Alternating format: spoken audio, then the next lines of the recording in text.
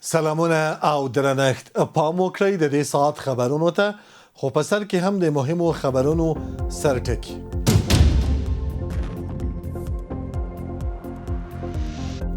یو شمېر پخواني افغان پوځیان په بلوچستان کې د پاکستان په خدمت کې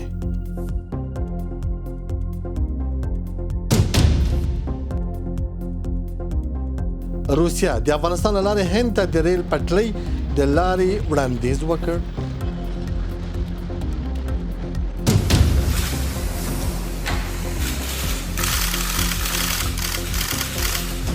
او د سعودي، ترکیه او پاکستان دفاعي تړون ته د ایران او هند غبرګون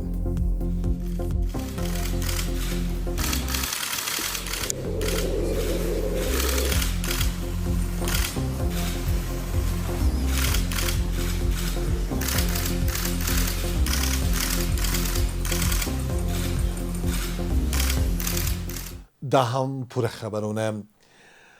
د پیرهیشه نیوز په نوم یوې رسنۍ په خپل تازه مطلب کې ادعا کړې چې د افغانستان د تیر حکومت یو شمېر پخواني پوځیان اوس په بلوچستان کې د پاکستان د ترهګرۍ ضد کمپاین په ملاتړ کې فعالیت کوي. د دې رسنۍ د څېړنې له مخې دغه پخواني افغان پوځیان په بلوچستان کې د هغو وسلوالو ډلو ملاتړ کوي چې د پاکستان د پوځ په ګټه فعالیت کوي. په راپور کې ویل شوي پاکستان له اوږدې مودې راهیسې په هغو سیمو کې له نیابتي وسلوالو ډلو کار اخلي چې د منظم پوځ فعالیت پکې محدود وي. د مطلب له مخې پخواني افغان پوځیانو د پوځي نظم، جنگي تجربې او سرحدي سیمو له پیژندنې له امله د دغو ډلو لپاره مناسب کسان بلل شوي او لږې اضافي روزنې ته اړتیا لري. څېړنه زیاتوي چې دغه پخواني سرتیري د کومې ځانګړې ایډیالوژۍ پر بنسټ نه بلکې تر ډیره د اقتصادي ستونزو او د ژوند د پایښت لپاره به دغو فعالیتونو کې ښکېل شوي وي. په دې اړه د لا بحث په موخه زریر صاحب را سره مېلمه دی. زریر صاحب تاسو ته هم ښه راغلاست وایم. د دغه تحقیق په اړه که وروستي جزئیات لیدونکو سره شریک کړئ. مننه ستر فیض صاحب او احترام لیدونکو ته.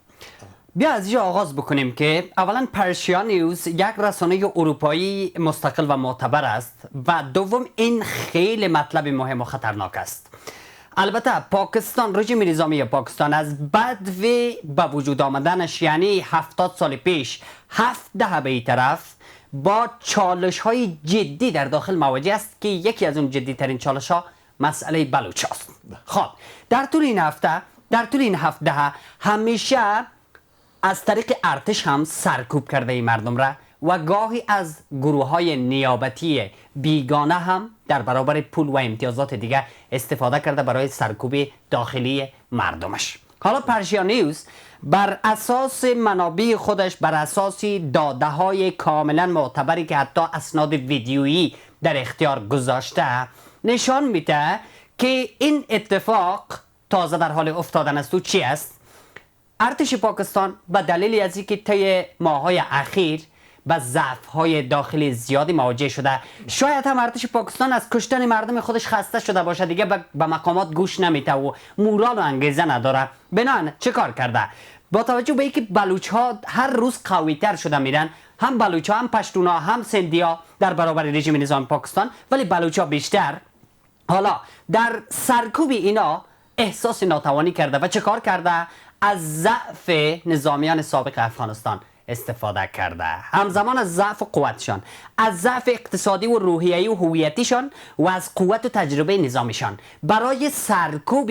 بلوچ‌های پاکستان. حالا چه کار کرده؟ چون ارتشی‌های سابق افغانستان که حدود 10,000 نفر در یک شب پس از سقوط جمهوریت بی‌وظیفه شدن، اینا سالها در کنار ناتو، آیساف و نیروهای خارجی جنگیده بودند، تجارب جنگی به دست آورده بودند و روحیه جنگی داشتند، با سلاح و مهمات آشنا بودند و اینا همش از افغانستان فرار کردند. در حالی خب امارت گفته بود ما با اونا کار نداریم. کسایی که اینجا مانده هم که حالا دارن زندگی عادی میکنن، ولی این کسانی که فرار کردن و تعداد زیادشان در پاکستان بوده و دیگه کشورها بوده،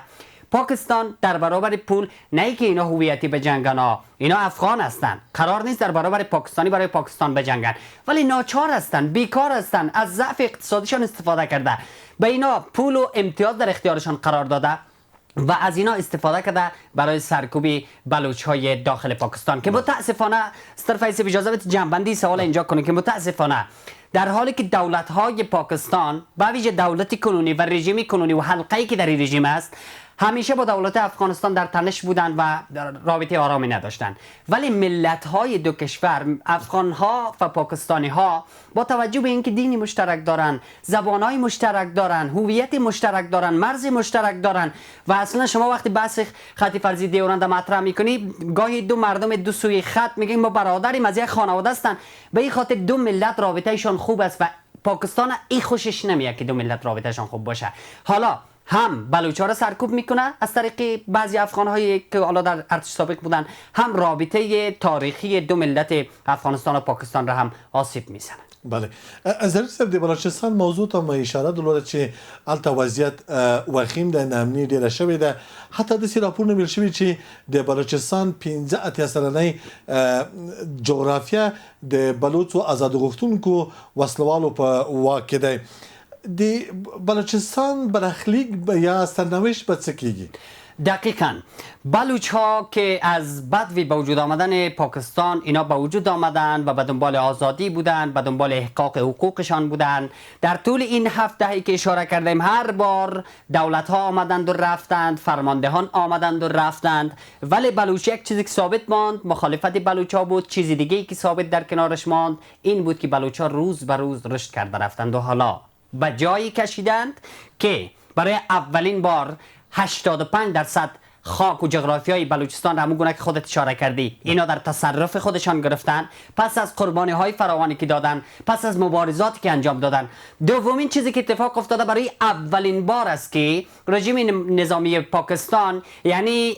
وزیر اعلای بلوچستان که رژیم نظامی تعیینش کرده، حاضر به گفتگو با سران بلوچ ها شده و این یک تحول بزرگ برای بلوچ ها و پاکستان است که این نشان میده که برای اولین بار اینا را با عنوان یک مخالف جدی به رسمیت میشناسه، چون هرچی سرکوب کرده، هرچی مخالفت کرده، هرچی سرشان آب قطع کرده، برق قطع کرده، افراد و فرزندانشان را ربوده و برده، هرچی از این ستم ها رژیم نظام پاکستان به این مردمش کرده، اینا هر روز قوی تر شدن و به جای کشیدن که حاضر شده با اونا گفتگو کنه. و فیض تنها در بلوچستان که عین داستان در خیبر پختونخوا هم هست، همین روش را در برابر پشتونهایش هم رژیم نظام پاکستان انجام میده و اونا هم روز به روز قوی تر میشن و این در حالی است که وضعیت داخلی، امنیتی، سیاسی، استخباراتی، ثبات و اقتصادی پاکستان اصلا خوب نیست. حالا اقتصادیش هم ما میبینیم کار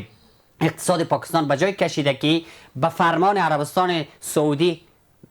به باور آگاهان میرقصه پاکستان و در کنار از این کار به جای کشیده که 2 میلیون نزدیک 1.5 میلیون ارتش پاکستان کلا روحیه و مورالشان را از دست دادن و حتی به خطرات بزرگتر اعتراف میکنن. بله زرری صاحب که چیرته مونږ لاړ شو ټول پاکستان وګورو، پاکستان هم په خپل چارواکي اعتراف کوي چې د دوی نظام نړیدلی دی او شړیدلی دی. موږ تاسو شاهد وو چې د کورنیو چارو وزیر اعتراف وکړ، لږ وروسته د دفاع وزیر د پاوز ویاندې. آیا په نږدې راتلونکي کې به واقعا دغه واکمن نظام څه په پاکستان کې ده دا به وپرځي او سقوط به وکړي؟ صرف یک متل افغانا دارن میگن که خود کرده را درد است ولی درمان نه. پاکستان در طول تاریخ خودش هر از گاهی به افغانستان، به هند، به منطقه نگاه خوبی نداشته. همیشه به دکته خارجی ها و غربی ها، همیشه بازیچه بازیگران بین المللی شده و منطقه را بی ثبات کرده. اخیراً ما دیدیم در مورد افغانستان وزیر دفاعشان و دیگه مقاماتشان اعتراف کرد. این همه ستمی که اینا در حق مردم خودشان کردن و در حق افغانستان و دیگه کشورها کردن که در حق افغانستان هم چند ماه اخیر همچنان ادامه دادن، این سبب شده که کماکان و به مرور زمان مثل موریانه نظام کنونی پاکستان از داخل خودش را بخوره و همونگونه خودت اشاره کردی به جای بکشه که برای اولین بار وزیر داخله وزیر دفاع همشان میگه که نظام ما از هم میپاشه، نظام ما فرو پاشیده، نظام ما به تزلزل تاریخی مواجه شده. تا حالی که همیشه انکار میکردن حالا اعتراف میکنن. در کنارش بلوچ ها میگن آزادی ما نمیخوایم، ما کشور مستقل میخوایم. حالا در کنار از او پشتون ها هم است، اعتراضات سندی ها هم است، حتی گزارش های وجود داره از طرف فیضی صاحب که پنجابی های هم وجود داره که از اینمی حلقه حاکم به سرنوشتشان چندان راضی نیستن. بنابراین پاکستان در حالی که اون طرف با عربستان سعودی و ترکیه رفته پیمان امنیتی دفاعی امضا کرده و در حال استفاده شدن هست، پاکستانی که فعلا ادای میانجیگری بین تهران و واشنگتن را در میاره و میگه من بازیگر بین المللی هستم، این پاکستان تمام مسائل داخلی خودش را پوش و پنهان میکنه و حتی خطر فروپاشی نظام وجود داره. همیشه بحث تجزیه پاکستان مطرح بوده، همیشه بحث از هم پاشیدن جغرافیای کنونی پاکستان مطرح بوده. حالا شما ببین وقتی شما میای از ارتشیان سابق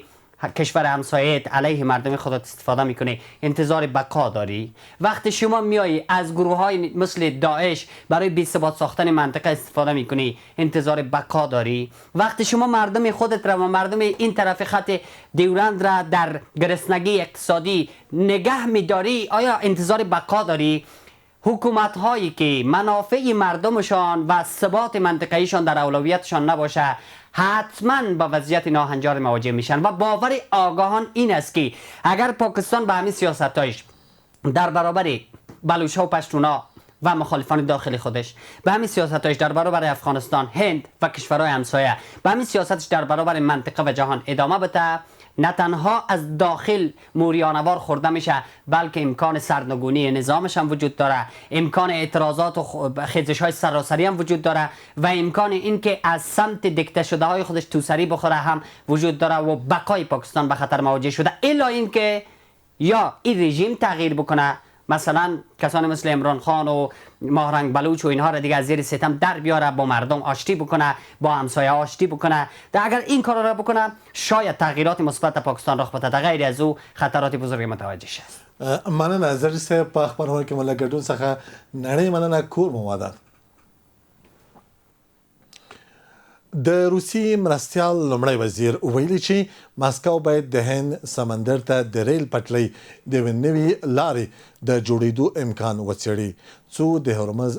او باسفور تانګیو بدیل رامنځته شي. د نوموړي په خبره د دغو تانګیو د امنیتي خطرونو له امله د روسیې او هند ترمنځ د ریل پټلۍ نوې لاره کولی شي د ترکمنستان، ایران، افغانستان او پاکستان لاره جوړه شي.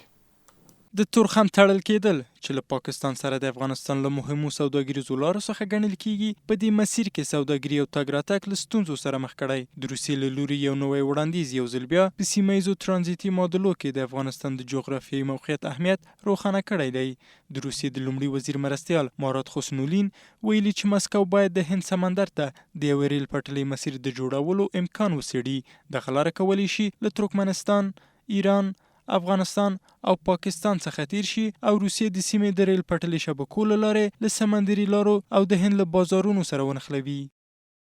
روسیه باید د هند سمندر ته د ریل پټلۍ د لارې په پیلولو غور وکړي ترڅو په بوسفور او هرمز تنګي کې د احتمالي ستونزو څخه مخنیوي وشي. هر لاره چې روسیه د هند سمندر سره وصل کړي مناسبه ده په شمول د ترکمنستان، ایران، افغانستان او پاکستان له لارې.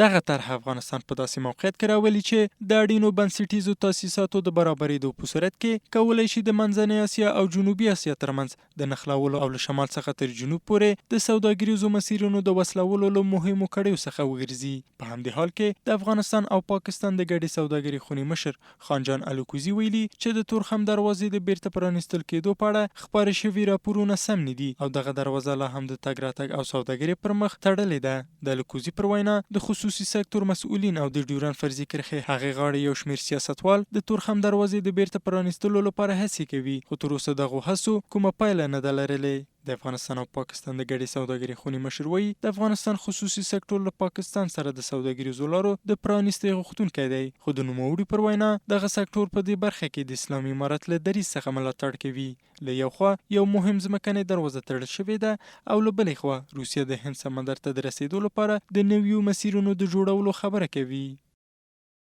من فکر میکنم در صورتی که این پروژه تطبیق شود بدون شک افغانستان عملا به چاره ترانزیت منطقه مبدل خواهد شد و در کنار از او اعتبار سرمایه گذاری در افغانستان افزایش پیدا خواهد کرد. حق ترانزیتی که از این بابت نصیب افغانستان خواهد شد، حکومت قادر خواهد شد که پروژه انکشافی و توسعه‌ای و پلان‌های استراتژیک اقتصادی خود عملی بکنه و در کنار از او ما میتونیم که زمینه کار و اشغال بیشتر ایجاد بکنیم. د هرمز او بسفور تنګي د نړۍ له مهمو سمندري تنګو څخه دي او په سمندري مسیرونو کې هر ډول خنډ کولی شي په سیمه او نړیواله کچه پر سوداګرۍ، د انرژي پر لیږد او د اکمالاتو پر زنځیر اغیزه وکړي. له همدې امله روسیه هڅه کوي چې نړیوال بازارونو ته د لاسرسي لپاره بدیلې او بېلابېلې لارې ومومي، خو له دې موقعیت څخه ګټه اخیستل د پراخو بنسټیزو تاسیساتو جوړولو، د ریل پټلو شبکو د نښلولو، د امنیت د تامین، د مسیر په اوږدو کې د هیوادونو ترمنځ د همغږۍ او په ترانزیتي دروازو کې د ثبات رامنځته کولو ته اړتیا لري. له دې نظره د تورخم دروازې تړل کېدل او د روسیې له لوري د ریل پټلۍ د نوي مسیر طرحه د یوه واحد واقعیت دوه بېلابېل انځورونه وړاندې کوي. هغه واقعیت چې د ترانزیتي مسیرونو اهمیت ورځ تر بلې زیاتیږي او ځمکنۍ دروازې په سیمه ییزه سوداګرۍ کې ټاکونکی رول لري. ایجاد این نوع یک راه ریلی ناممکن نیست و در زمان کوتاه هم امکان پذیر نیست